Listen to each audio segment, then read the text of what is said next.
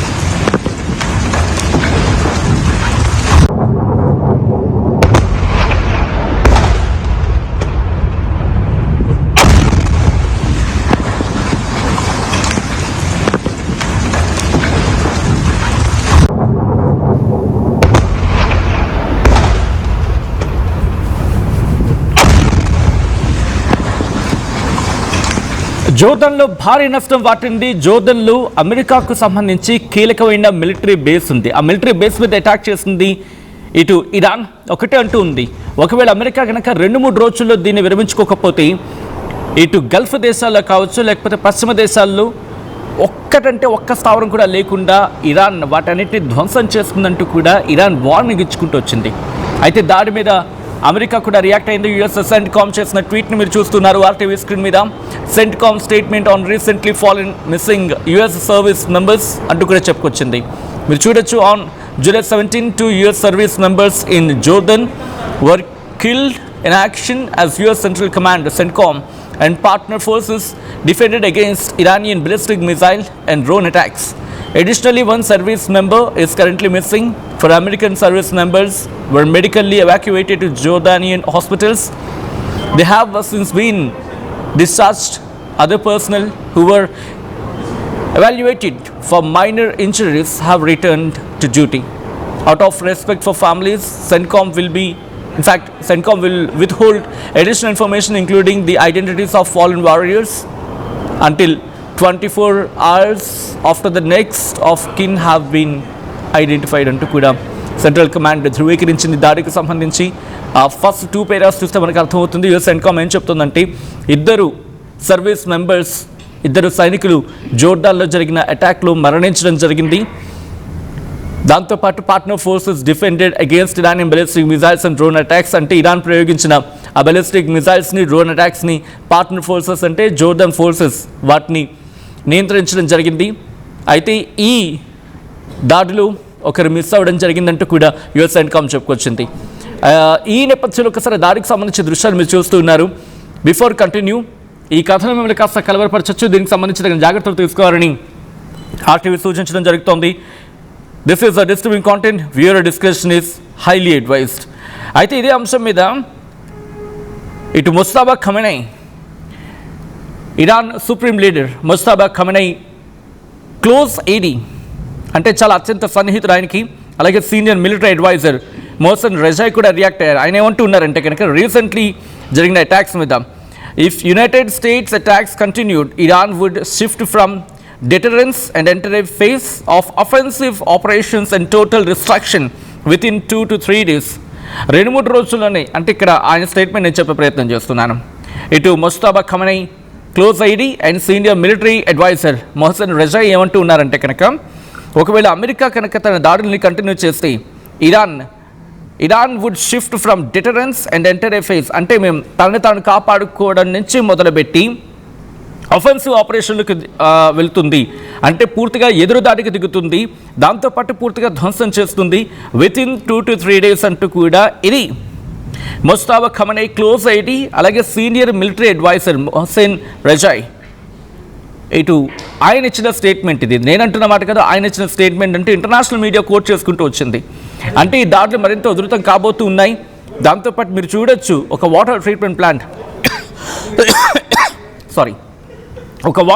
ప్లాంట్తో పాటు oil plant కూడా ధ్వంసమైందంటే ఈ ఘటనలో అర్థం చేసుకోవచ్చు the intensity, the gravity of the situation అని చెప్పి. ఆ సిచ్యువేషన్స్ చూడండి, అది బిల్డింగ్ ఒక్కసారిగా పేల్చేస్తాయి. దీంతోపాటు నిన్న ఇరాన్ ఒకటి కోట్ చేయడం జరిగింది, ఒక ఇమేజ్ను చూపిస్తూ ఒక బ్రిడ్జ్ని ధ్వంసం చేసేస్తుంది అమెరికా. ఆ బ్రిడ్జ్ని చూపిస్తూ ఇదేనా ఇక్కడైనా న్యూక్లియర్ ప్లాంట్ ఉంది, లేకపోతే న్యూక్లియర్ ఎన్రిచ్మెంట్ జరుగుతుంది, ఎన్రిచ్మెంట్ జరుగుతున్న ప్లాన్స్ ఉన్నాయి అని చెప్పి మీరు చెప్తోంది ఇదేనా అంటూ కాస్త వ్యంగ్యాస్త్రాలు సంధించింది నిన్న ఇరాన్. ఇటు మాటల దాడులే కాదు, ఏకంగా ప్రతి దాడులు తీవ్రతరమవుతూ ఉన్నాయి.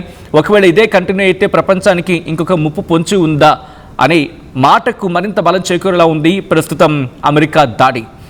మీరేమంటూ ఉన్నారు? మీ అభిప్రాయం ఏంటి? మీరేమనుకుంటున్నారు అనేది ఒక్కసారి కమెంట్ చేసే ప్రయత్నం చేయండి.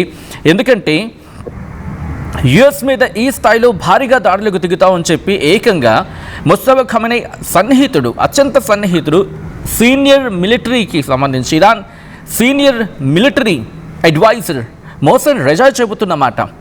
ఇది నేనంటున్న మాట కాదు. జోర్డాన్ దాడి తర్వాత ఒక్కసారిగా పరిస్థితులు మారిపోయాయి. ఎందుకంటే అమెరికా ఊహించలేదు.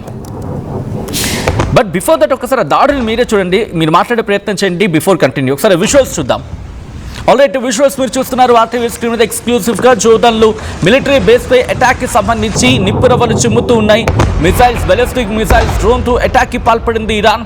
ఈ విజువల్స్ మిమ్మల్ని కాస్త కలవరపరచొచ్చు, దృశ్యాలు మిమ్మల్ని కాస్త కలవరపరచొచ్చు, ఈ కథనం కూడా మిమ్మల్ని కాస్త కలవరపరచొచ్చు. దీనికి సంబంధించి తగిన జాగ్రత్తలు తీసుకోవాలని ఆర్టీవీ సూచించడం జరుగుతుంది. This is the disturbing content video discussion highly advised. Visuals మీరు చూస్తూ ఉన్నారు. ఇటు జోర్డాన్పై ఇరాన్ ప్రతీకార దాడికి దిగింది. జోర్డాన్ కాదు, ఇన్ఫాక్ట్ జోర్డాన్లో ఉన్న అమెరికా మిలిటరీ బేస్ మీద అటాక్కి దిగింది. అమెరికాకు ఊహించని షాక్ ఇచ్చింది. పొద్దున్నే ఇటువంటి వార్త వినాల్సి ఉంటుందా అని చెప్పి అమెరికానే షాక్ అయ్యేలాగా ఇటు అటాక్కి దిగినట్టు అర్థం చేసుకోవచ్చు. అమెరికా చెప్పుకొచ్చింది జోర్డాన్ ఫోర్సెస్ కూడా అటు వాళ్ళ దేశాన్ని కాపాడుకుంటేనే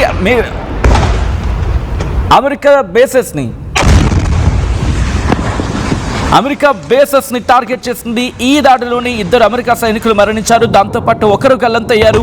ఈ ఘటన ప్రస్తుతం అమెరికా సెంట్రల్ కమాండ్ని కుదిపేస్తుంది. ఇటు ట్రంప్ని భారీగా కుదేలయ్యేలా చేస్తుంది. ఎందుకంటే అమెరికా సైనికులు మరణించడం అనే వార్త ప్రపంచానికి తెలుస్తుంది. ఎందుకంటే ఒకరు మరణించిన, 2 మరణించిన సైనికులు దట్టు అమెరికా చాలా సీరియస్గా తీసుకుంటూ ఉంటుంది. ప్రతీకార ఇచ్చతో రగిలిపోతూ ఉంటుంది. ఇప్పుడు అమెరికా ప్రతీకార దాడులకు దిగితే కనుక ఎటువంటి పరిస్థితులు ఉంటాయి మనం చూసాం. నిన్న చాబహార్ పోర్టుకు సంబంధించి ఒక టవర్ని పేల్చేసింది. నిన్న ఆ దాడిని కంటిన్యూ చేయడం జరిగింది. వాళ్ళ ఇన్ఫ్రాస్ట్రక్చర్ని దాడి చేస్తూ ఇరాన్ ఇన్ఫ్రాస్ట్రక్చర్పై భీకర దాడులకు పాల్పడిన సందర్భం. ఈ నేపథ్యంలో ఇరాన్ ఒకటే వార్నింగ్ ఇస్తుంది, చాలు నీ ఓవర్ యాక్షన్ కనుక ఆపకపోతే, నువ్వు కనుక దాడుని తగ్గించకపోతే 2-3 రోజుల్లోనే మా పొజిషన్ మారుతుంది, మేము అఫెన్స్లోకి వెళ్ళిపోతాం. Iran would shift from deterrence, అంటే తమను తాము కాపాడుకునే పరిస్థితి నుంచి, ఆత్మరక్షణ నుంచి ఎదురుదాడికి దిగుతుందని అర్థం వచ్చేలాగా ఇది నేనంటున్న మాట కాదు. ఏకంగా స్వయాన ముస్తాబా ఖమనై సన్నిహితుడు, ఇటు ఇరాన్ సుప్రీం లీడర్ ముస్తాబా ఖమనై సన్నిహితుడు, ఇరాన్ సంబంధించి senior military adviser Mohsen Rezaei చెబుతున్న మాట. అంటే ఇది ఇండైరెక్ట్గా ముస్తాబా ఖమనై చెబుతున్న మాట. గుర్తుపెట్టుకో అమెరికా, ఇంకొక 2-3 రోజులు మాత్రమే, నువ్వు కనుక దాడులు ఆపకపోతే మా ప్రతీకార దాడులు ఉంటాయి, ఆ దాడి తీవ్రం కూడా అలాగే ఉంటుంది. మరి కాసేపట్లో నేను ఆ జోర్డాన్లో ఉన్న అమెరికా బేస్ ఏంటి, ఎందుకంత కీలకం చెప్పబోతూ ఉన్నాను. బట్ బిఫోర్ దట్ ఒకసారి దాడికి సంబంధించిన విజువల్స్ మీరు చూసేయండి.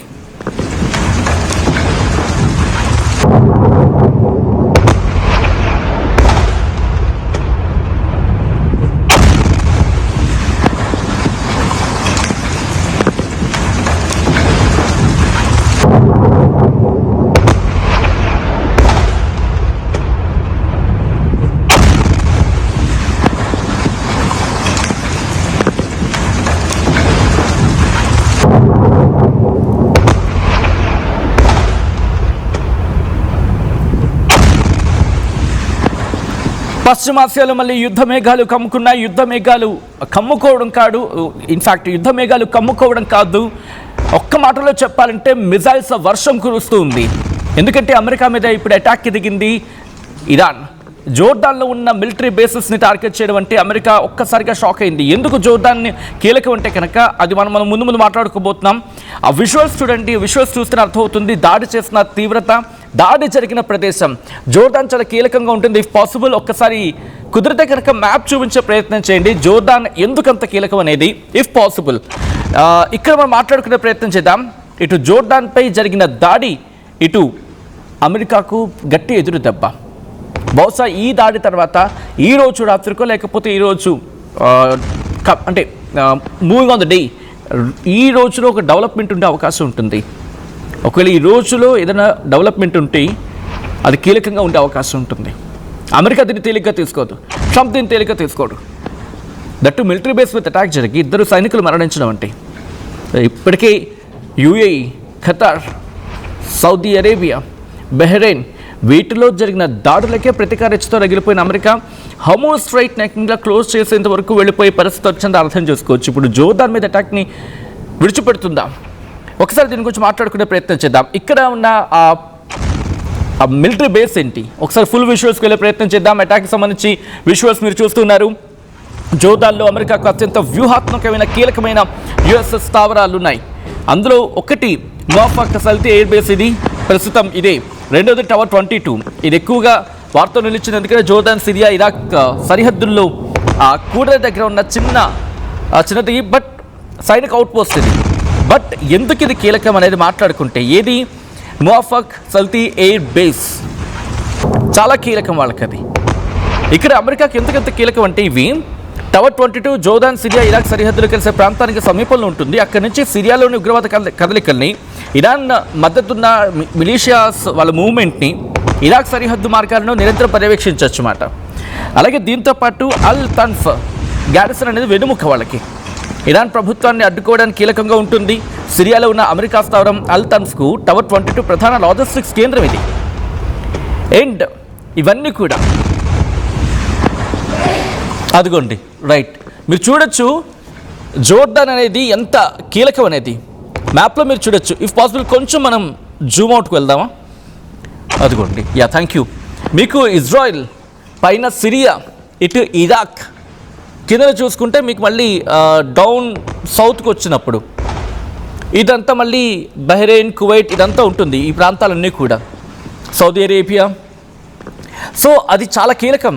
మీరు జోర్డాన్ వాళ్ళ కీలకమైన స్థావరం అది. ఈ పాసిబుల్ నేను మళ్ళీ కుదిరితే నేను మీకు లైవ్లోకి వచ్చి వాటిని ఎక్స్ప్లెయిన్ చేసే ప్రయత్నం చేస్తాను. ఎంత కీలకం అంటే కనుక నార్మల్గా ఉండదు. వాళ్ళ అటాకింగ్ వేరేగా ఉంటుంది అని చెప్పి మాట్లాడుకుంటుంటారు. సో ప్రస్తుతం అమెరికా ప్రతివ్యూహానికి సిద్ధమవుతూ ఉందా? ఇది నేనంటున్న మాట కాదు. వాళ్ళు ఇచ్చిన అటాకింగ్ సిచ్యువేషన్ బట్టి చూసుకుంటే కనుక అమెరికా ప్రతీకార దాడులకు తప్పకుండా దిగుతుంది. ఇప్పటికీ వేలాది మంది ఈ అటాక్స్కి కారణంగా బలైపోతున్నారు. అది ఇరాన్లో కావచ్చు, లేకపోతే మిగిలిన వేరే ప్రాంతాల్లో కావచ్చు. ఒక్కసారిగా పశ్చిమాసియా అట్టుడికిపోతూ ఉంది. ఇప్పటికీ ఆ పరిస్థితి గురించి మాట్లాడుకున్న సందర్భంలో, ఎందుకంటే కొద్దిసేపటి క్రితం మన ఇదే అంశానికి సంబంధించి మాట్లాడుకునే క్రమంలో let me explain for that. ఎందుకంటే దాడుల తీవ్రత, Iran Islamic revolutionary guard corps Al Azraq ప్రాంతంలోని వైమానిక స్థావరాలపై కూడా దాడులు జరిపింది. మిజైల్స్ అటాక్స్, డ్రోన్ అటాక్స్, మనుషులు వెళ్లకుండా, మనుషుల్ని పంపించకుండా జరుపుతున్న దాడులు ఇవన్నీ కూడా. డ్రోన్ అటాక్స్తో విరుచుకుపడిందంటే అంటే ఏ స్థాయిలో అక్కడ విధ్వంసం జరుగుతుందో ఊహించుకుంటేనే ఒళ్ళు గగురుపాటుకు గురవుతుంది. That Jordan. ఇప్పుడు జోర్డాన్ ఏం చేయబోతూ ఉందనేది this is a biggest question mark for now, biggest question mark. America support చేసుకోవచ్చింది. మీరు గట్టిగా గమనిస్తే అక్కడ ఒక మాట అంది, పార్ట్నర్ అని చెప్పి వాళ్ళని అక్కడ సంబోధించడం జరిగింది. వాళ్ళని సంబోధించి ఒక కీలకమైన స్టేట్మెంట్ కూడా పాస్ చేస్తుంది. అంటే అక్కడ పరిస్థితిని ఇట్టే అద్దం పడుతోంది. మీరు చూడొచ్చు, అటు కువైట్, బహ్రెయిన్, యుఏఈ, ఖతార్, ఇవన్నీ అక్కడ ఉన్న బేసెస్ని టార్గెట్ చేసిన తర్వాత ఇప్పుడు డైరెక్షన్ మారింది, పరిస్థితి మారుతూ ఉంది. ఇంకా చెప్పాలంటే డిటోరియేట్ అంటూ ఉంటారు కదా, రోజు రోజుకి క్షీణిస్తూ ఉంది. బహుశా ఇప్పుడు ప్రపంచం మళ్ళీ పట్టించుకోవాల్సిన సందర్భం మొన్నటికి మొన్నే బెదిరించింది, ఎవరిని విడిచిపెట్టవంటూ కూడా. సో అటువంటి సందర్భంలో ఇప్పుడు ఏం జరగబోతుంది అనేది ఒక్కసారి ఆ విజువల్స్ మీరు చూస్తున్నారు ఆర్టీవీ స్క్రీన్ మీద. ఆ మ్యాప్ని నేను మీకు చూపించే ప్రయత్నం చేస్తూ ఉన్నాను. మువాఫక్ సల్తీ ఎయిర్ బేస్, ఇదిగో ఇది.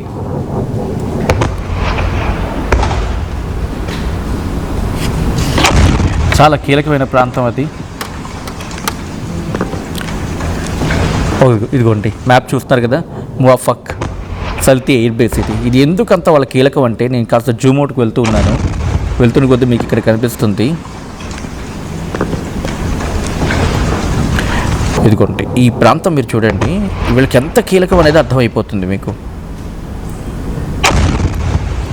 ఇదిగోండి ఇది మువాఫక్, జోర్దాన్లో చాలా కీలకం. ఇది చూసారా మీకు? ఇది చూస్తే కనుక Iraq, Iran, Lebanon, Syria, Saudi Arabia, so చాలా కీలకమైన స్థావరం ఇది వీళ్ళకి.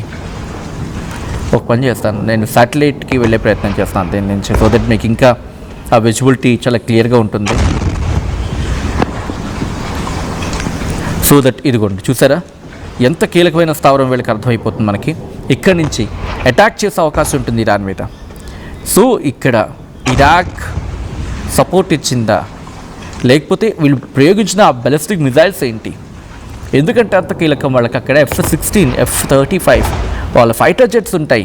అమెరికాకు సంబంధించిన కీలకమైన ఫైటర్ జెట్స్ అనేది ఇదిగోండి ఇదే, ఈ మువాఫక్ సల్తీ ఎయిర్ బేస్. ఎక్కడ ఇరాన్, ఎక్కడ జోర్డాన్, ఇక్కడ దాడి చేస్తుంది. చూడండి మొత్తం పర్వత ప్రాంతాలు మనకు కనిపిస్తూ ఉన్నాయి ఇక్కడ అదంతా. ఒకసారి మళ్ళీ ఫుల్ ఫ్రేమ్కి వెళ్ళే ప్రయత్నం చేస్తున్నాను, విజువల్స్ని చూపించే ప్రయత్నం చేస్తున్నాను. ఈ కథను మిమ్మల్ని కాస్త కలవరపరచచ్చు, దీనికి సంబంధించి తగిన జాగ్రత్తలు తీసుకోవాలని ఆర్టీవీ సూచించడం జరుగుతోంది. This is a disturbing content, your description is highly advised.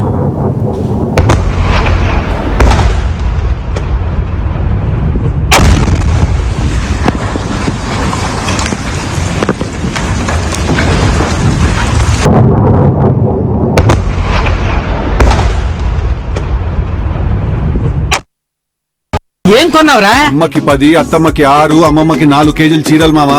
అబ్బో ఇక్కడ కేజీ చీరలు కొంటే అర కేజీ చీరలు ఫ్రీ అంట. Churidar, men's wear, kids wear 1+1, 2+1 మస్తు ఆఫర్లు ఉన్నాయి. మరి ఇంకా మాంగళ్య ఆషాఢం కేజీ సేల్ అంటే తెలుసు కదా. మాంగళ్య షాపింగ్ మాల్, కేజీల్లో సేల్, టన్నుల్లో ఆనందం. అందరికీ నమస్కారం, నేను మీ అనసూయ భారద్వాజ్. ఆషాఢ మాసం సందర్భంగా మన కాసం ఫ్యాషన్స్ ఏపీ అండ్ తెలంగాణలోని 24 స్టోర్స్ లో సరికొత్త ఆఫర్స్ తో మీ ముందుకు వస్తుంది. అంతేకాదంలో ఈ ఆషాఢ మాసంలో మన ప్రత్యేకత, కిలో చీరలు కొనండి, అర కిలో చీరను ఉచితంగా పొందండి. I'm Dheeraj, a doctor and a photographer. I'm in fine art. At Anurag University, be everyone you dream to be. Tournament ముందు పెయింట్ ఎలా చేస్తాం?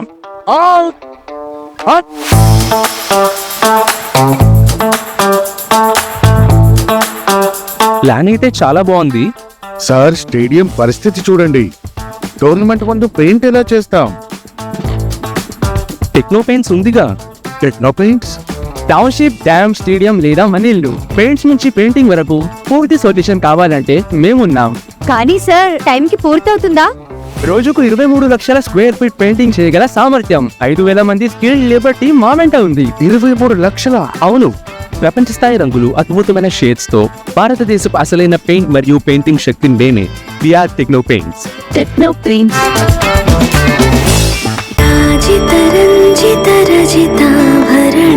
Pure in its form with grace made noble.